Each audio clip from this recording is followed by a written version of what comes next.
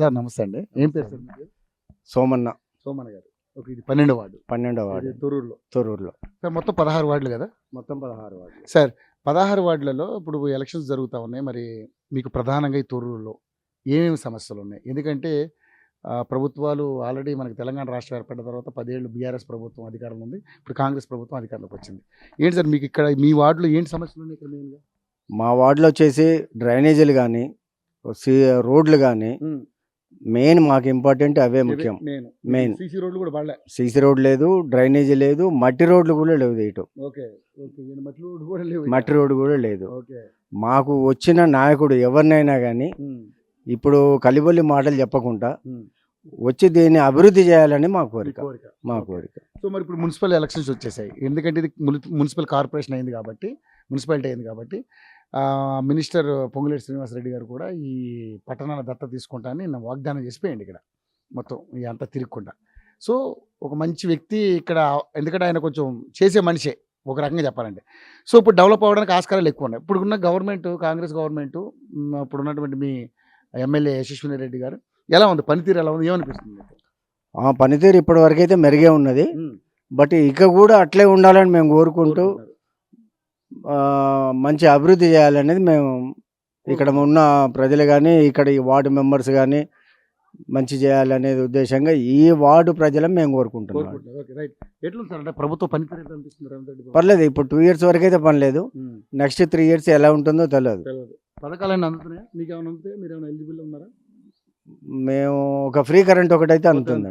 ఒక free current. Gas రావట్లేదు. Okay, సన్నమేం వస్తున్నాయి? వస్తున్నాయి.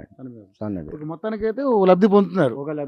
ఓకే, కానీ సార్ ఇక్కడ ఎవరు గెలిచే అవకాశం ఎక్కువ కనబడుతుంది? ప్రజెంట్ అయితే దాదాపు కాంగ్రెసే అని అనుకుంటారు.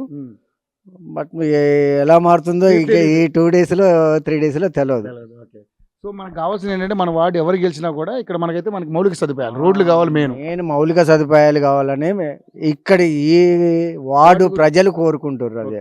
సో మీకు రోడ్స్ అయితే ప్రాబ్లం ఉంది. మెయిన్ ప్రాబ్లం స్ట్రీట్ లైట్ లేదు, డ్రైనేజ్ లేదు. మీ వాడకం అంతా ఎట్లా పోతుంది మరి?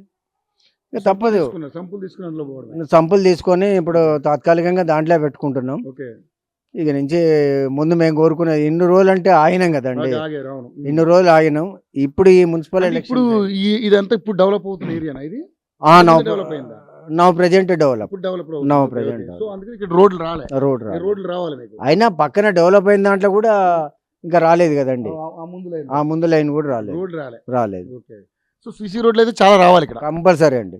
మెయిన్ అదే. ఇప్పుడు వర్షాకాలం వస్తే మరీ ప్రాబ్లం అవుతుంది. మొత్తం నిండిపోతాయి, నీళ్ళన్నీ నిండిపోతాయండి.